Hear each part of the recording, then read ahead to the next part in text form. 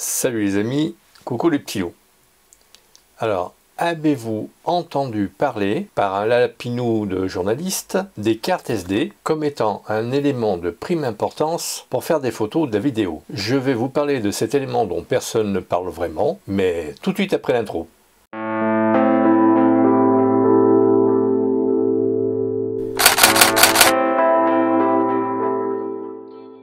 Salut les amis, coucou les petits loups. Avez-vous jamais entendu parler de carte SD comme étant un élément de prime importance quand on fait des photos ou de la vidéo? Moi pas. Et pourtant, que ça soit une carte SD, une carte CF Express ou une carte XQD, ces cartes sont super importantes pour faire des photos. Je vous explique. Est-ce que cela vous viendrait à l'idée de mettre des pneus de merde sur votre belle voiture de sport? Non. Alors pourquoi ne fait-on pas de même pour nos cartes? C'est pourtant ce que font pas mal de photographes qui se sont saignés aux 4 veines pour acheter leur bel appareil photo, qui fait du 4K, 60 images par seconde, qui monte à 20 images par seconde et qui achètent des cartes au rabais. Alors les lapinous de journalistes, alors lapinou c'est pour dire que ce que je pense d'eux, alors donc les lapinous de journalistes nous parlent de 4K 60 images par seconde, ils nous parlent de 20 images par seconde de cadence de prise de vue, ils nous parlent un petit peu du buffer, que le buffer du Z6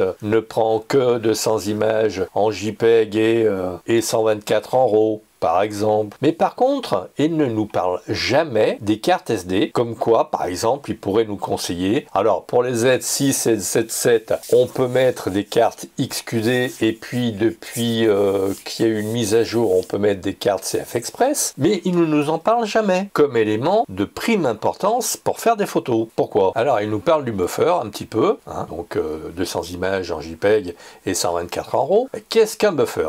Un buffer, c'est de la mémoire tampon, qui vous permet d'enregistrer des photos alors que votre carte est en train d'enregistrer elle-même ses propres photos et qui a du mal à tout enregistrer. Donc le buffer est là pour faire tampon entre la mémoire physique de votre carte et la mémoire volatile du buffer jusqu'à ce que vos cartes aient pu tout enregistrer. Donc le buffer est relativement important, mais par contre la vitesse d'enregistrement des cartes aussi. Alors je vous fais voir ici, je pense, 3 cartes dont les vitesses d'enregistrement ne sont pas tout à fait les mêmes, dont les prix ne sont pas tout à fait les mêmes non plus. Pour la première carte, je pense que je vais vous mettre les prix sous les cartes. Hein. La première carte fait 16 €, la seconde 31 € et la troisième, quant à elle, fait 66 €. Alors pourquoi ces cartes seraient-elles à la traîne? Eh bien, si je prends une photo de base d'un Z6 qui fait 15 mégaoctets, les RAW en faisant 30, avec la première carte, nous allons faire du 10 images secondes maximum. Après, le buffer interviendra. Pour la seconde, j'en suis à 11,3 photos par seconde. Quant à la dernière, avec ses 30 mégasecondes d'enregistrement, pourra en faire 20 photos par seconde et pourra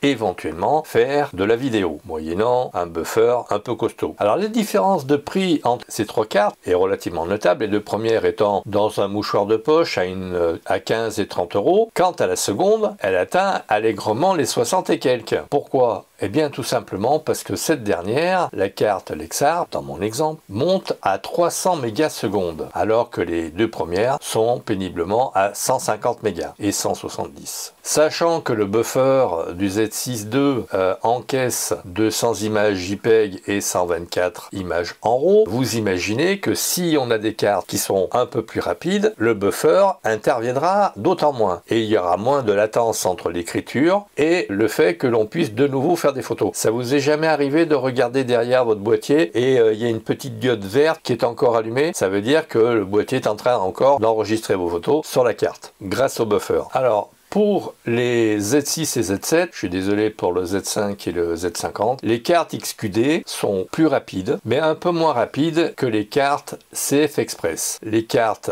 XQD, en ce qui les concerne, montent à 400 MO seconde, quand les cartes CF Express peuvent monter à 800 MO, voire plus. Par contre, plus de 800 MO seconde, ça veut dire que on va payer un tout petit peu plus. Comme je vous le disais, depuis une mise à jour, les Nikon acceptent les cartes CF Express, donc pourquoi s'en priver? Qui plus est, ces cartes CF Express et XQD sont informatiquement moins fragiles que leurs consoeurs SD, fût-elle LZ-XC2. Si on vous invitait à une soirée chic, est-ce que vous iriez en tongs et t-shirt? Non. Donc pourquoi mettez-vous des cartes dans des boîtiers qui sont relativement consommateurs de rapidité et prendre le risque de perdre des photos parce que votre carte n'est pas assez rapide, parce que le buffer est saturé? Si cela vous ne dérange pas, allez-y, continuez, vous êtes seul maître à bord. Allez, faites de belles photos et vidéos. Merci pour votre écoute et à très vite.